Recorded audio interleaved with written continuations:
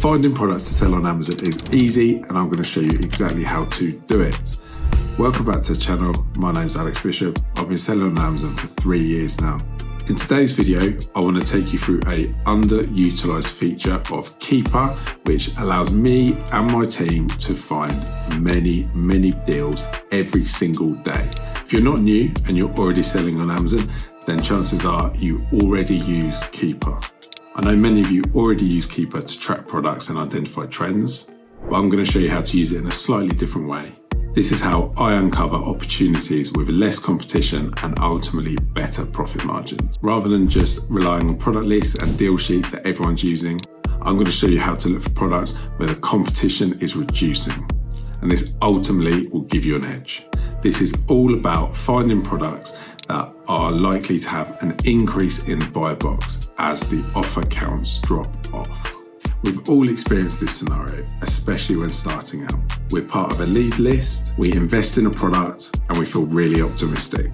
2 weeks later, the market floods with sellers, the price drops, we barely break even, we sometimes make a loss. So what's happening? Classic supply and demand. The more sellers there are, the lower the price. What's the common problem? Sellers only look at the short-term focus. Most sellers only consider the current market conditions. Missed foresight. They don't think about how many sellers are likely to jump on the same product as them and how this increase in sellers is going to affect the price over the long term. So what's the solution? The solution? A strategy flip. Seek out products with a reducing seller count. Why? Simple economics. When demand remains steady, as it does with most popular brands, but the supply dwindles, prices rise. Here we have an example on a Keepa graph of exactly what supply and demand looks like. So if we look over here, we have 27 sellers on the listing, and we can see the price is around the £40 mark, $39.99. And as we can see, as the seller count slowly drops, so this is just people selling out on the listing, we can see that as this comes down, the price steadily increases. So you can see as it gets to the lowest, which is 2 sellers, with the price has raised to £82.66. So you can see it's gone from $39.99 all the way up to $82.66, and that's purely because of the number of sellers coming off the listing. Now this did take 4 months, 3.5 months to do so, but the price has over doubled. So you can see how sometimes patience will earn you a lot more money. The price then sort of jumped up and down a little bit as there were less sellers, but the seller count increased rapidly again. We went up to 20. The price dropped back down to, in this instance, around $58.85. Then again, as sellers have dropped off the listing, the price has jumped up again into £65 territory. And a similar thing happened once again when sellers increased, the price then reduced. So as you can see, this is a very good graph demonstrating how supply and demand affects the pricing. And the offer count graph and the buy box graph are almost the mirror images of each other. So this is the sort of graphs that we're looking for. So if we find products where sellers are reducing, we can be pretty certain that price is going to increase. Here we have a seller count around the 30 mark, and we can see the price has dropped all the way down to £20. As this reduces down, the seller count reduces down to around the 10 mark, the price has gone up to £27.99. So you can see it's gone from around the £20 mark, £21 mark, up to £28. Then, unfortunately, the unthinkable has happened, and we've gone from 12 sellers up to 184 sellers in a very short period of time. And as you can imagine, the price has gone from £27.99 all the way down to £10.87. So that is a monstrous drop. When you see a huge number of sellers increase such like this, then it is inevitable that the price is going to plummet. But as I've been saying, patience will earn you more money, because if we look as this starts to drop and sellers are selling out, the price very quickly starts to recover. And as the sellers drop and drop and drop, the price steadily increases. By the time the sellers has dropped back down to around the 10 mark and even single figures, we are back above our original price. Now, obviously, this has taken well over a year for everyone to sell out. And lots of people, you can't afford to have their capital tied up for that long. Additionally, you will have some storage fees. So you do need to make a decision based on what's best for your business and your cash flow. But this is a really good example, even though it is a bit of an extreme example, about how listings will recover. The whole point of this video, however, is to pay attention to the opportunities that lay ahead. So let's say, for example, if we find a product over here and we can see that the sellers are already decreasing and the sellers are likely to decrease even further. Yes, we can take a look at this point and we can look at the current sell price, but we can be confident based on the history and what we think the price might rise to, that even though the product might not look like a good deal at this current moment in time, once some of these sellers have dropped up and this price goes back up, all of a sudden the mathematics of this deal are completely different. The added benefit to this is if you're finding a deal at this moment in time when it's not making you any profit, it might even be making you a loss, no one else is looking at this as a potential deal. However, as soon as you start to look forward and start to think, okay, currently the price is £24. I know that this could return to £28. Yes, you might be taking a little bit of a risk, but actually supply and demand says that there isn't really too much risk to be involved, because this is simple economics, supply and demand. 99% of the time listings do recover, and as we see on this listing, not only did it recover, it actually got even better. Current supply and demand is such that when we got to the Christmas period and there was even fewer sellers on the listing, people were selling this for well in excess of £30. Here we've got £38. So not only did it recover, it went a further £10 beyond its original price.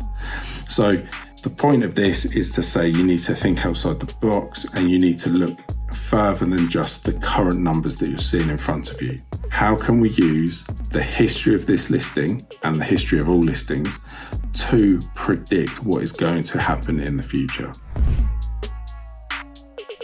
So here we have the Keepa homepage, simply keepa.com. You will need a subscription to use this, however, but it is very, very cheap. It's less than £15 a month. Once you're on the homepage, we want to click data, and then we want to go to product finder. Now what this does is it brings up our search engine for Keepa. Now there are hundreds of thousands, even millions of different combinations. So if we scroll through, you can see all of these different parts, different sections are all filters that we can select, play around with, and quite frankly, get incredible amounts of data with. Now, you can play around with this for hours upon hours, come up with very, very unique ways of doing things. What I want to show you today is how to find the reducing offer counts. So if we scroll down, it's this third section here, this turquoise bit, where it says offer counts. Here we can see we've got the offer count section here, a variety of different time frames that we can look at. So here we have current, 30 days, 90 days, and 180 days. We can put a lowest number to our highest number. Here is how we are going to play around and find reducing offer counts.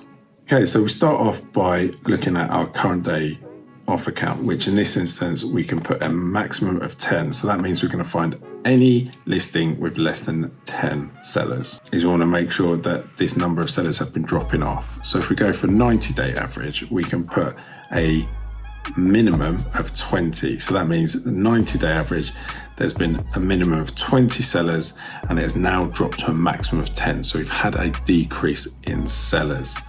We can then similarly do the same thing by expanding that timeline and looking over the 180-day average, and we can put a figure of 30. So any number higher than our 90-day average. this shows us we have 1,700 products to look through. So if we click find products, it will bring us our search results. Let's click on a random product and have a look at the offer count. So by clicking on that product, it will bring up the graph. And if we scroll down to so this is an interesting one. This has reduced quite a lot in offer count as we requested. It's done really well. However, there was then a massive drop off due to an IP complaint. So this isn't necessarily the type of product we have been looking for. So let's just quickly check out a second product and we can see if there's anything there. So let's have a look at this Lego set. So here we go. This is a really good example. So we've had a lot of sellers. There's been a huge decrease in offer count, mainly due to Christmas, of course.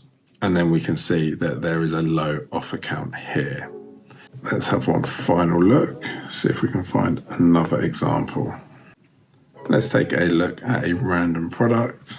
And here we can see we've got a very steady downward trend of high sellers in the 30s and 40s, reducing over time. So, and as we can see also, the price has, whilst it has fluctuated a little, it has generally increased over this time. So with supply and demand, we can see that as that offer count reduces, the price and buy box price increases. So this is a really good example. And this is exactly the type of product that I would be looking for in order to be able to take advantage of the ongoing drop in seller count.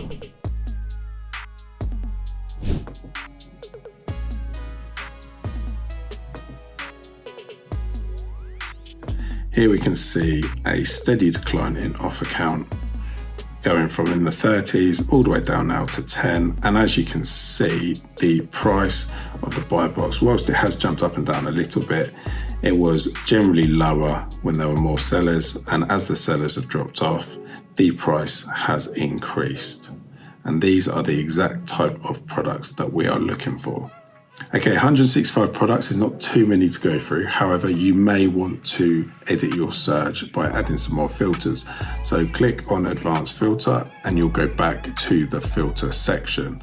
We can do some very simple things in order to narrow down our search, like adding in a sales rank, or in this instance, I'm just going to put Amazon as out of stock. That reduces some of our listings. We can do other things such as put in different categories. We can put in some brands. So maybe let's just click on, for example, the beauty category. So this takes us down to 9 products. Open up the search results and we can have a quick look through these products to see if any of them are going to be suitable for us to sell. Here is an excellent example. So we started off at a price here. As the number of sellers increased, the price has slowly dropped and it got to its lowest price as the seller count peaked. The sellers then started to sell out and drop off the listing, and as they have done, the price has increased and it reached its peak as the sellers get to the lowest number. Here's a really, really good example, and this is exactly the type of product that I'll be looking to buy. By using Keepa Product Finder to analyze trends, you can discover profitable products with decreasing competition, stay ahead of sellers that are only focused on current market conditions. This is one of the many techniques that I teach that VAs are trained at my VA training agency, Outsource Central. If you've got any questions about this video or Amazon FBA in general, then please do leave a comment or shoot me a DM on social media. I'll make sure I get back to you as soon as possible. If you found this video useful, don't forget to like and subscribe for more content.